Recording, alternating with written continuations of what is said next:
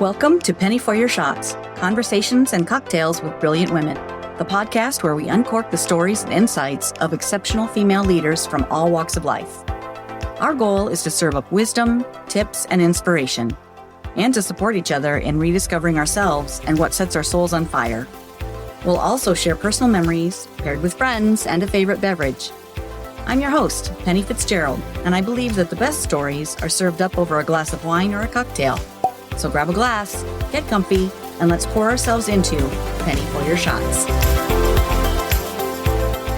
You've probably heard me talk about starting this podcast and how I took a class to learn how to do all the things that go into a podcast. I took that class from Kathy Heller. Along with many amazing people, mostly women, one of the greatest experiences of the class was Zooming and splitting off into breakout rooms with other new podcasters to share ideas, get fresh perspectives, and support each other as we got started. And along with that, all the podcasting students were placed into accountability pods where we could choose to meet up regularly to inspire and lift each other up. My pod of 4 incredible women has met every Wednesday since last fall, sharing ideas, challenging each other, and keeping each other on track. This week, I'm so excited to share our first recorded conversation where we collaborated to ask each other questions. Questions we normally ask our podcast guests and answers that were surprising and so entertaining. As background, let me share a little bit about each of my new-ish friends. Alison Fraser grew up in the United Kingdom and now lives in New Zealand. She works a full-time job. She started her career as a journalist. She's a wife and mom, enjoys park runs nearly every weekend, and has 2 podcasts. Women Who Podcast and Our Scotland are the names of her podcasts. I'll post a link to these and to Robin's and Becca's podcasts in my show notes. You're going to want to check them out. Becca Ingersoll is a wife and mom of special needs twins. She's on a mission to support other women and parents who are facing challenges, including childhood cancers and other medical struggles. She wants you to know you're not alone and shares her podcast, Finding Joy Through Life's Trials. Robin Hackney has been a friend for a long time. We went through the podcasting class together and are now collaborating on a retreat to Texas Hill Country in the fall of 2024. Robin has her own fitness business, and her podcast is called Spandex and Wine because it's all about finding balance. I learned a lot about my friends, and I hope you enjoy this episode as much as I did. Here we are. We're calling ourselves the Fab Four. Cheers! All right, ladies, let's kick this off. I'm so happy that all of us are here together. This is so fun. To be in the same accountability group as all of you is wonderful. So my name is Robin Hackney. My podcast is Spandex and Wine. Alison? Hi, I've got 2 podcasts, Women Who Podcast and Our Scotland. And yeah, I love this accountability group, Robin. So over to Becca. Hello, my name is Becca Ingersoll, and my podcast is called Finding Joy Through Life's Trials, and I just love these ladies. Hi, I'm Penny Fitzgerald, and my podcast is called Penny for Your Shots, Conversations and Cocktails with Brilliant Women. And I so appreciate you guys because we keep each other on track and come up with, shared ideas. And it's been a very wonderful journey with you all. I agree. And I'm going to kick mine off because you guys, this is probably the thing that you want to talk about the least is exercise, because not everyone takes the same joy in exercise that I do. All right. So I'm going to ask each of you then, tell me what you do for your exercise regimen. So Alison, how about you first?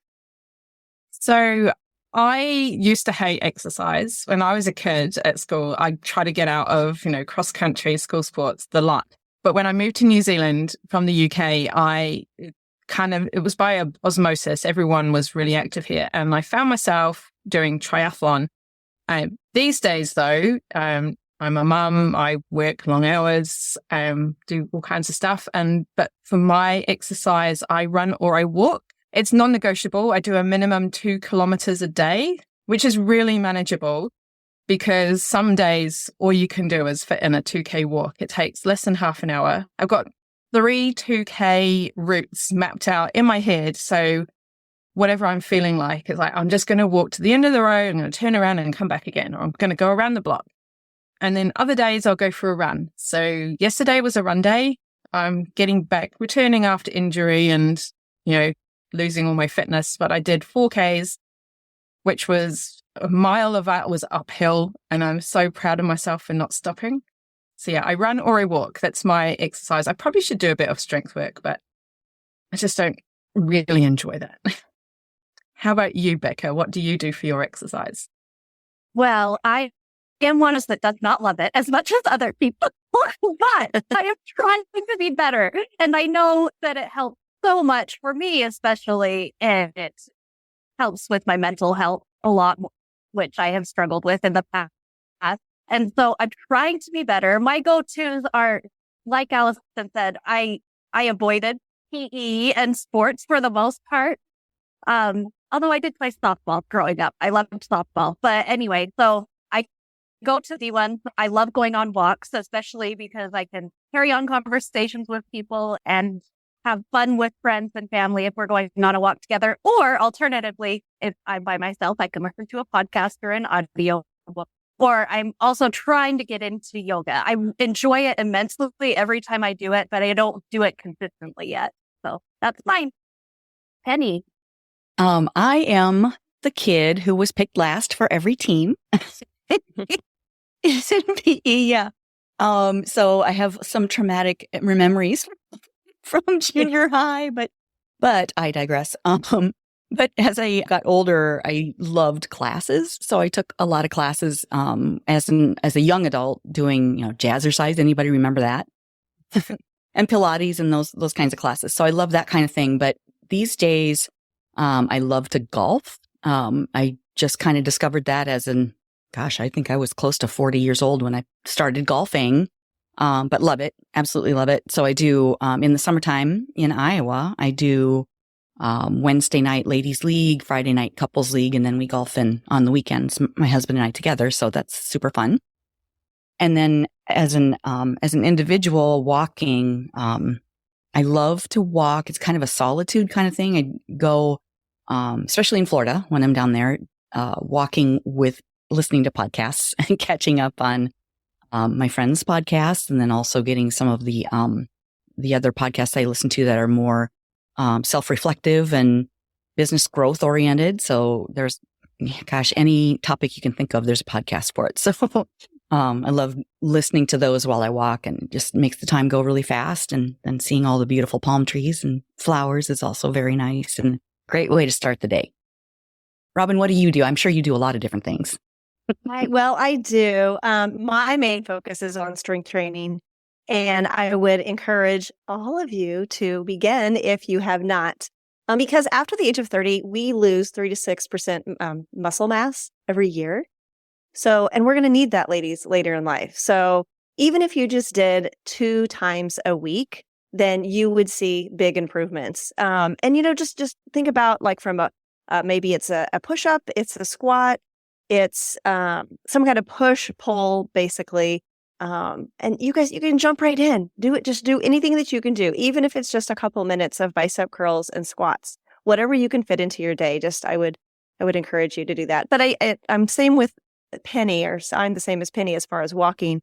That's more of my moving meditation and time for just me to just check out. So that's what I do. Becca, I know that you had a question for all of us. Yeah. Before we move on to my question, can I follow up to what you just said, Robin? I was just going to say, with strength training especially, one of the reasons that I really want to exercise more, and I just thought this last night, is because, for those of you who don't know, I have a special needs son, or 2, but one who has cerebral palsy and doesn't walk independently. And they were micro preemies, so they're still pretty small for their age. They're less than 50 pounds, but we have a multi-level house, and I still carry Lincoln a lot more than most people would, the 7-year-old. And I just frequently think, oh, this is get harder and harder to take care of him the older he gets. And so that was good motivation to remind me that, yes, it's important on many levels for me to start with more exercise routine. Thanks for sharing that. So you want me to share my question or ask it next? Okay. I want to know what activities bring you joy, and especially seasons that are difficult in your life. So what are some of your go-to activities that bring you joy? You want to go first, Alison? I've got lots of different things that bring me joy, Becca. It depends on where I am, and if I'm alone in my house or if I've got family here. If I need some space, I just go for a walk, go for a run. We live really close to a forest, and on Sundays, I like to go for my run or walk in the forest because I tend to do my walks quite early in the morning. It's now dark, so it's not really practical for me to go to the forest. But on Sundays, I like to just take myself there and be among these giant redwoods. And I know they're not native, but they actually grow better in my city, Rotorua, than they do in the States. They're like 120 years old and they're massive. Like you can't, you'll see people trying to put their arms around them and you need like 5 people to do that. But I love just being along the trees. So that being in trees and nature brings me joy. But I also do like doing little things like jigsaw puzzles and reading books. I'm quite a solitary person when it comes to joyful things. Then there are other things like eating ice cream with a good friend of mine. We did an ice cream crawl around her city, which was so much fun. We had 9 different scoops at 5 different shops. But we walked a lot. We walked, between the places. So yeah, lots of different things bring me joy. How about you, Penny? I read your blog on that, Alison. That was fun. Very fun activity to do with a friend. And that brings me to my favorite thing. I mean, I find joy, I think, in almost everything that I do daily or try to. I mean, some days are harder than others, obviously. But the thing that brings me the most joy, I think, is being with friends and family and sharing a good laugh or a good story, especially over a glass of wine, over a cocktail. Brings out a lot of stories. And being at the beach is another thing that is just so incredibly peaceful, a peaceful joy for me. Like just to watch the waves come in, listen to the sounds around me, like the birds and the people having fun behind with their friends. And just watching all of that, kids playing in the waves and just having a good time together. For me, it's a community. I think being with my community, being with my people is so incredibly joyful and just brings me a lot of peace. Mm-hmm. What about you, Robin? What do you find most joyful? I'm similar to Alison, except she makes it sound really cool with her accent. But I just love being outside. I feel like, and as long as it's not too cold today, it's way too cold. But being outside, it just gives me so much energy and joy. I absolutely love it. I also, when the kids were growing up, I have 2 boys. When they were growing up, we did family night every Friday night. And a lot of times it was games. Like we weren't allowed to turn on the TV. We just played games, interacted with each other.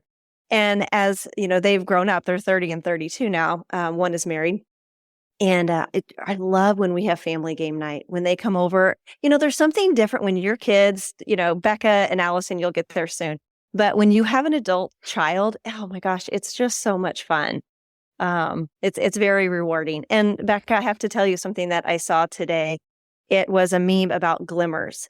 In glimmers, it said, oh, you guys, okay, you're shaking your heads. Glimmers is the opposite of triggers.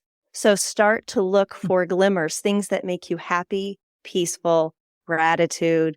Look for those everywhere you go. And pretty soon, they'll just start to multiply. What you are seeking out will just come to you. So I thought that was pretty cool. Absolutely of that. I just did a podcast interview recently, and they asked how I focus on the blessings and things like that. And one of my tips was, I mentioned glimmers, I think, and I have a one-line as day journal that I kind of use as a gratitude journal. So just find 1 or 2 or 3 things every day that bring you joy.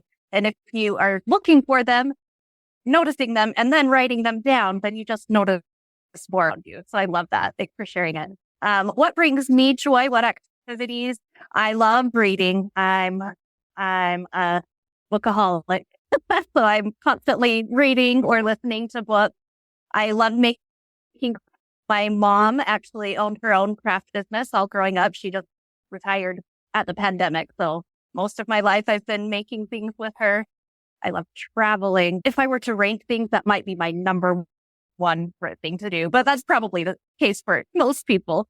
Not my mom. She's a major homebody. But most people love traveling, and I'm one of them. And then the other thing I wrote down was watching shows, especially binge watching shows with my husband.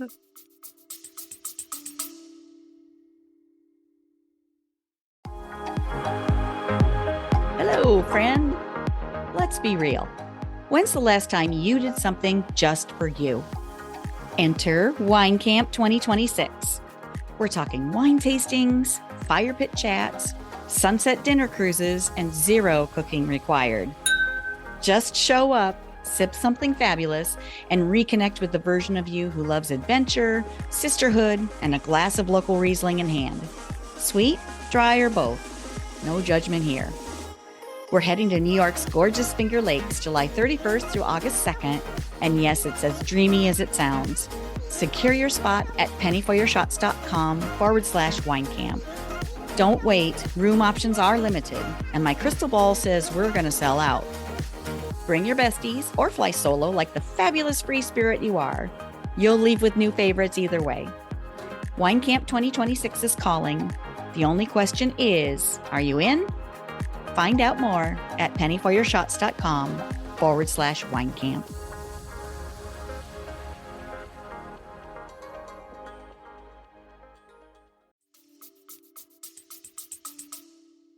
I learned a new phrase though for binge watching, Becca.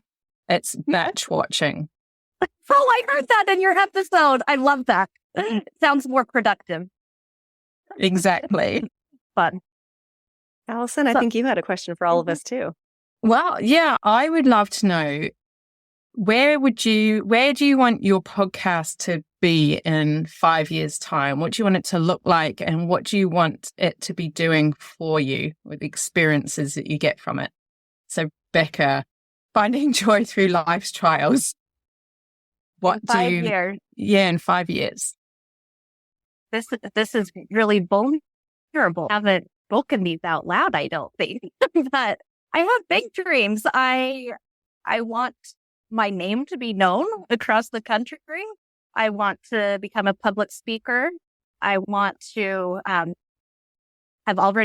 working on a memoir, and I want to at least publish that and maybe more than one book. So that's one of the things that drove me to start my podcast, is to jumpstart my writing career and get an audience. And so I have a blog, I have my podcast, so I'm building that audience, and hopefully I'll have a more successful book launch when that time comes. I can see that for you. How about you, Penny? In 5 years, that's really hard to pin down, but more than anything, I want women to know that their stories matter. I feel like so many of us have, we've raised our kids, we've done our jobs, our kids are kind of maybe approaching being adults and moving out on their own, or maybe they already have. Many of my friends are in that empty nester stage. And then all of a sudden you look back and think, oh, I had all the things I wanted to do when I was younger, when my younger self. And you kind of lose sight of that because you're just doing what you have to do to move family forward and to keep things going and doing all the things. So I want women to remember that they matter, and that to one person, at least one person, you're everything, and I think a lot of women forget that through time. And so that's the main thing I want to do with my podcast, is lift women up and support them and give them tools and encouragement and inspiration to move forward with what they wanted to do as younger women, and maybe find something new that they enjoy doing that they didn't know about or didn't think was possible for themselves. So I'm creating courses and building up my audience as well, and wanting to share more speaking engagements with them and do some of these courses together, lift people up, and just really, I'm looking forward to making new friends.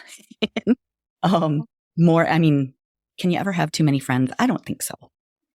Having really, really a big, expansive circle of people and sharing what we know. I feel like together, women are fierce. When we come together and share what we know and inspire each other and lift each other up and train each other. And okay, well, I tried this and that didn't work, but this is something that really was great. And I found really, this tool or this way of doing things or this group has been super helpful for me in X, Y, and Z. So sharing those things together, I feel like when we come together, we can solve the world's problems and make it a better place. So that's what my goal in 5 years is, to change the world. Is that okay? Can I do that?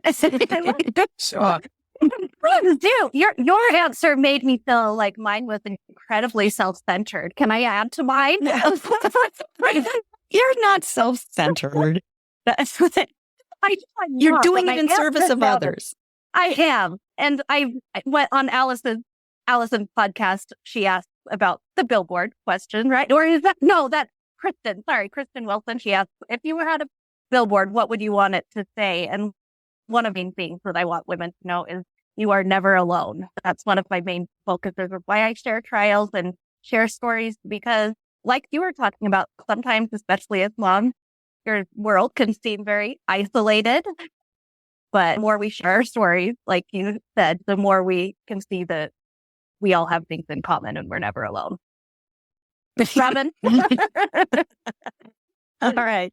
Well, I want to continue making amazing connections, like the connection that we have here and all of our guests. You would all agree with me that interviewing in a podcast setting is amazing because you do get to really have that one-on-one uninterrupted time with that person. So can you continue to make connections and to give women confidence and men too, to step out and do something that they wouldn't normally do. So like with the three of you, starting next week with your strength training, right? Okay. Yeah. But yeah, bring different options to your exercise regimen.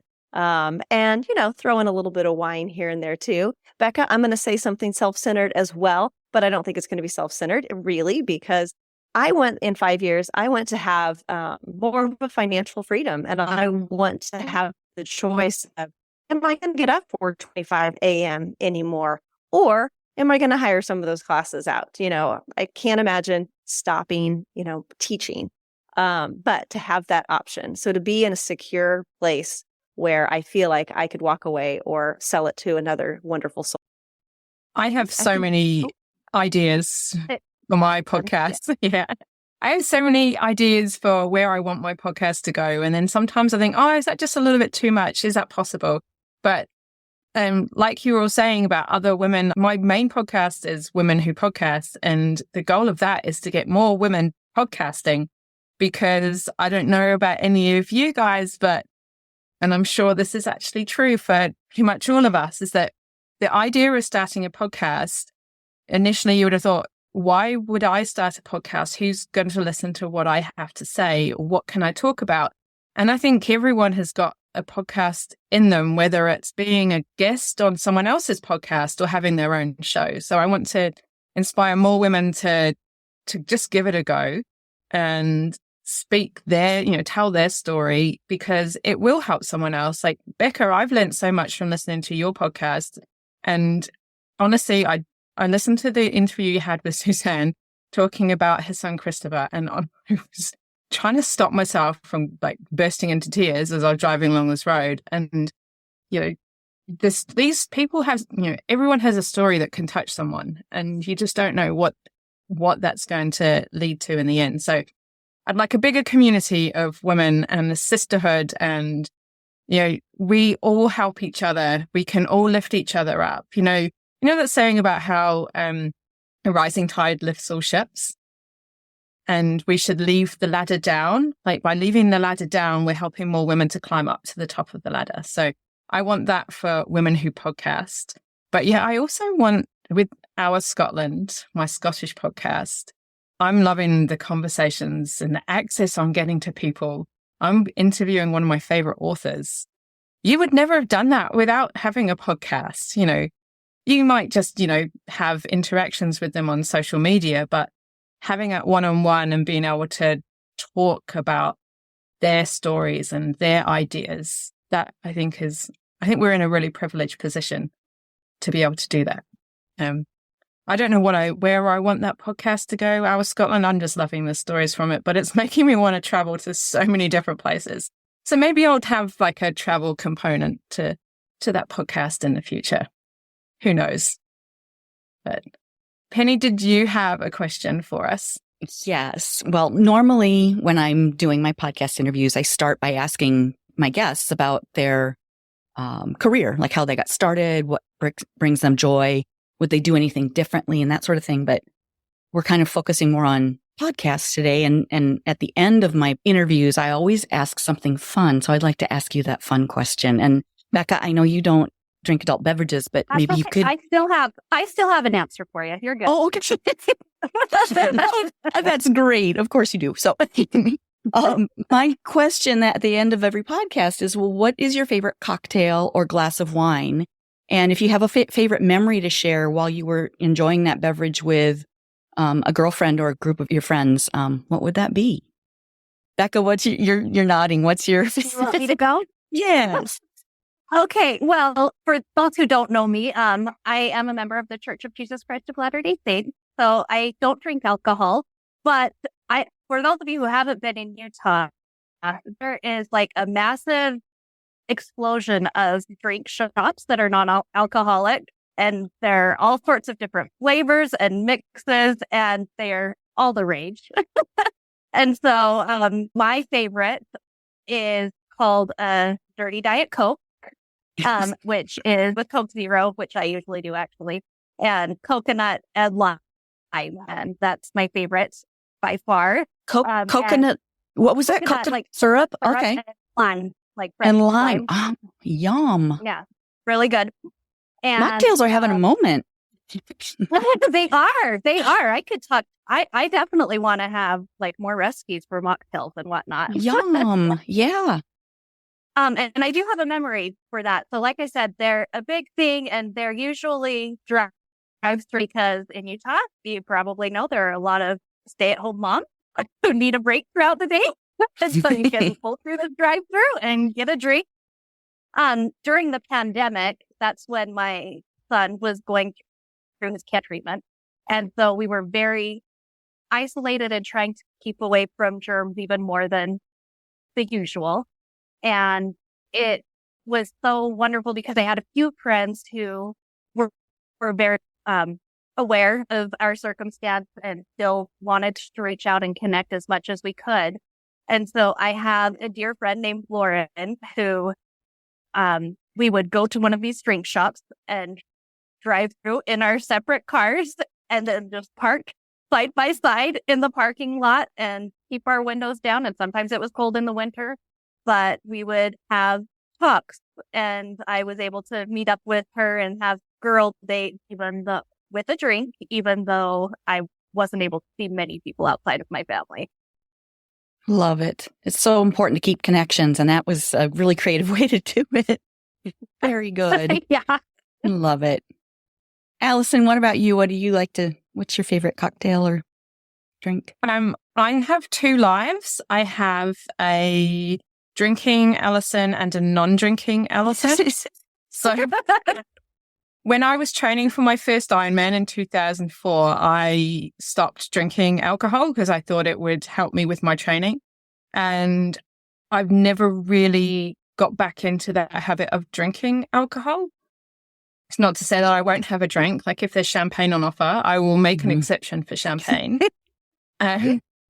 But, when I was a student and starting out in my journalism career, I wouldn't say I drank a lot because that would be unhealthy. But, I did like to have a tipple. Like on Friday nights when I was about 18, I'd go and watch cricket quite a lot on Friday, Saturday nights. I'd go and watch cricket, which is a very English game. I know that Americans don't really get it because it's a bunch of men in white standing in a field. The game can seem to take a long time, but it's really sociable. Like I'd go and watch the game and just hang out with my friends, and we'd just like talk about the player in front of us with his tight white pants on. And But on Saturday nights, I would go back to one of these friends' houses and we would get a kebab. We would watch, what's it called? It was a show about a Canadian Mountie. Was it called Due South or something like that? I can't remember. It was on a Saturday anyway. And then we would have like something like a Bailey's on ice. Do you have Bailey's? Mm-hmm. I love this. Yeah. So Bailey's is one of my all-time favorite drinks, and I've had it multiple different places, but to me it's something that just reminds me of just hanging out with my friends, Catherine and Kath, and having a kebab, watching TV, on Bailey's, go into town, we'd go dancing, we'd go to the nightclubs, and we wouldn't drink in the nightclubs because, it was really expensive. And you don't really need alcohol to have a good time at the nightclub. You can just dance away. And then back to the house for another, nightcap of Bailey's, and then up the next day to go and watch some more cricket. We would go up to some shenanigans. I remember we did redecorate the toilets of the cricket club with toilet paper. The toilets were open at night, and we'd stop there on our way home because it was a 20-minute drive, and we wanted to make sure that we weren't going to be busting. Yeah. Smart. But Bailey's. Yeah, Bailey's I love the taste of Bailey's, and you can get it in all kinds of things. When I was home in the UK for Christmas, in the supermarkets, you get like Bailey's chocolate, Bailey's ice cream, Bailey's double cream to put on your Christmas pudding. Yes. Yes. In your coffee, it's delightful. Yeah. That's my story. Fun. I love it. My only experience with cricket is watching on Downton Abbey. And it seemed more like a picnic then, and I can relate with that. I'd take my book. We'd have picnics. I've made so many friends through cricket. You wouldn't believe. I love it. It's great. Okay, Robin. I'm still thinking about the cricket. So what's really weird is I live in a very small town in Kansas, and we live on a dirt road, but they have built a cricket field down the street. I mean, I haven't even seen it yet. It's on a dead-end road. Seriously, you would think, where am I going? I hear banjos. But anyway, I'm thinking about going and checking out those tight white shorts is what I'm thinking. Yes. And take your picnic basket. So I always tell people it's kind of turned into like a tagline or a signature line of mine. Pour something in your glass that makes you happy. So it doesn't matter if it's alcoholic or not. It's hard to say one thing that I love. I do love wine. I love bubbles. So if you really pinned me down on what kind of wine, it would be a champagne or a Prosecco. But I do love a nice earthy, high tannin red wine. That's just awesome to me. And then tequila. I love me some tequila. I just on the rocks with my True Line packets that I mention all the time. But yeah, that would be mine. And as far as a memory, I am going to say last April, I was at Penny's house down in Florida, and we got on this floating tiki bar boat, and it was so much fun. The driver and bartender for us, he had the best, or maybe we had the music. I can't remember. It was Sandy. It was Sandy's playlist. Yeah, she plugged right into his. Yeah. He had a speaker. Yes. And then the dolphins were going right beside us as we're on the tiki bar, and, our hair's going crazy. It was just wonderful. It was warm, and we were all just in the moment and having a great time. So I would say that's a special memory for me. Oh, that's so awesome. I love that event too, because, we laughed until we cried, I think. So fun. So fun. And my favorite beverage depends on the day and who's enjoying it with me, or if I'm by myself. If I'm by myself, I usually pair my wine with food, like what I'm going to cook. And sometimes the little like shoes and your outfit, I pick my shoes first and then the outfit. So I'll pick my glass of wine first and then decide, what am I going to eat? What am I going to cook? Or I'll look at the pantry and see what's available and go from there. But those are, I guess, how I choose what beverage I'm going to have. But if I'm with friends, I want to have a special cocktail usually. And sometimes I'll create something based on my group of friends or what their favorite spirit is. Like knowing you would come to visit, Robin, I would choose a tequila something So put some coconut with it, probably, and a little lime, one of those lime packets, which would totally work at a cricket event because they're so portable, right? You wouldn't have to take your knife and your lime and your cutting board and all of that. When I was 18, I remember going to the cricket, and I had recently turned 18. And so I got the job of going to the bar and getting the beers for all the guys that wanted beers. But I guess that would be a good job. Yeah. I mean, it wasn't too far, and you got to walk past the players' changing room. Also, being an 18-year-old girl, let's just see who's up there.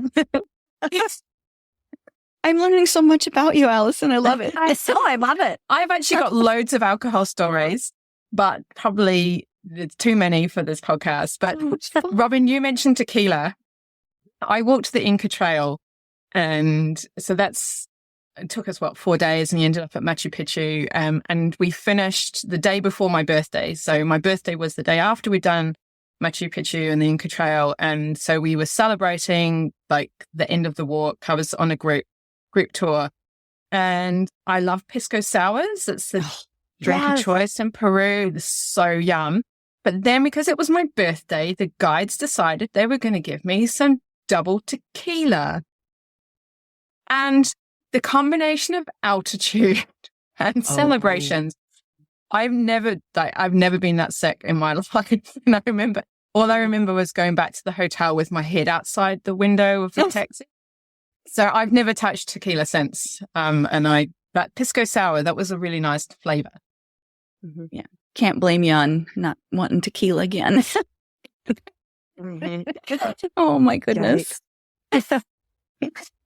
Oh gosh. This has been so much fun. Yes, I loved, we get to talk to each other every week, but I feel like we all learned something. We learned a lot about Alison, but this has been great. We have to do this again. For sure. I think so. Absolutely. Perfect. All right. Well, you ladies take care. You too, Robin. Thanks, ladies. That's a wrap on another spirited episode of Penny for Your Shots, conversations and cocktails with brilliant women. I hope you've enjoyed the intoxicating blend of wisdom, wit, and wonder that these incredible women bring to the table. Check out the show notes for links to resources referenced in today's episode. And remember to subscribe and raise a glass with me every Thirsty Thursday as we continue to serve up inspiration, celebrate resilience, and reignite the passions that set our souls on fire. If you've loved what you've heard, please share the podcast far and wide and leave a sparkling 5-star review to let me know your thoughts. It would also help tremendously if you would visit pennyforyourshots.com and subscribe to learn when new episodes are available and pick up my free recipe. In the meantime, remember that your story deserves to be served and savored. Cheers to your brilliance and of women everywhere. Until next time, keep sipping and experiencing life's extraordinary moments. This is Penny for Your Shots, signing off with a clink and a toast to us. Cheers.